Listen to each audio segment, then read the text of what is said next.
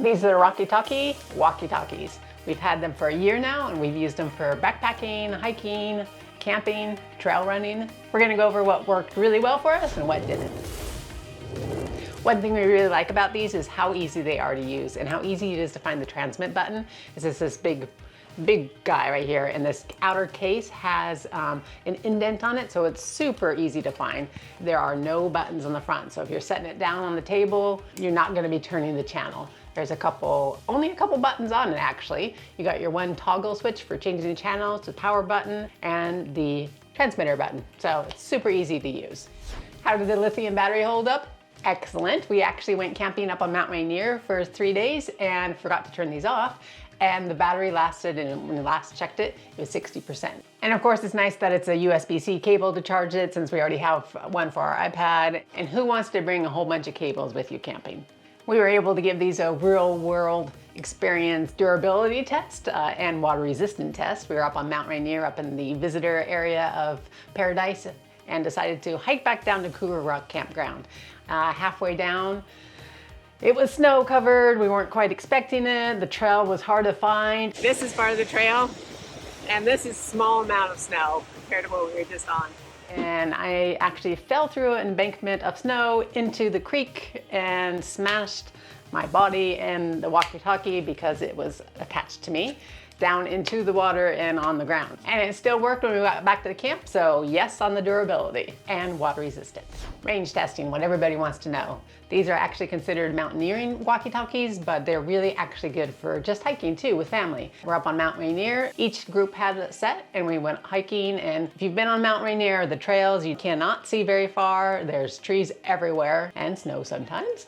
And so when those, the kids, they always take off, so it's nice security knowing that you can talk to them and be able to actually hear them. For that scenario, we were out of yelling range and visual range, so these actually worked perfect for that.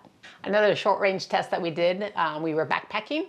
So once we got to the lake, we decided we were going to separate, go around the lake, check out the campsites, and radio to each other if we found a really good one. We were about a quarter of a mile apart, and I could hear clear as day. Like, it was a pretty popular location actually, so there was about 20 sites, some of them filled, so it was nice being able to communicate with Greg. So I think we found a gorgeous spot for a tent, but the sites that we wanted. We specifically were looking for a hammock site because he wanted to do his hammock camping.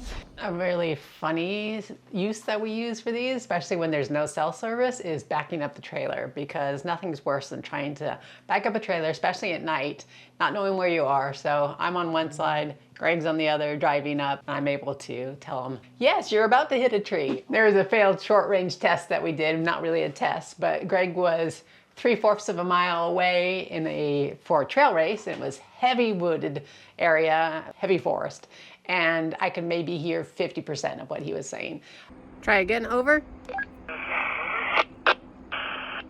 I mean, if it was an emergency, I probably would have been able to figure it out, but when we were just doing the radio check, it was really hard to understand what he was saying. This is where FRS radios like these actually fail. If there's lots of obstacles, like say a mountain, buildings, they're not gonna be able to get the signal through.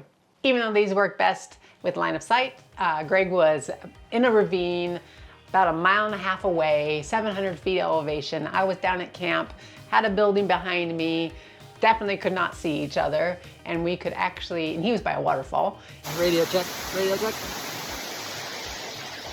Radio check, over.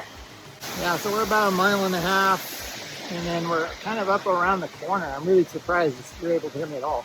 Yeah, so we're about 1.5 miles, and then we're kind of up around the corner. I'm really surprised that you're able to hear me at all. We could actually have a conversation. We did a radio check. It was a little bit staticky, but not too terrible, and we could hear. We think that maybe it was because it was bouncing off of the walls. Not quite sure, but it worked. Another long range test that we did was I was down actually at the start line, and Greg was way up on top of the mountain, and I could just see him. He was just a little speck. These boulders are terrible. There's camp right there in that little open sliver. But we did a radio test and could hear him clear as day. So it's definitely the sweet spot when you can see the person in the distance. We haven't had an opportunity to test these in crazy distances, but I'm not sure if these are the right tools for that.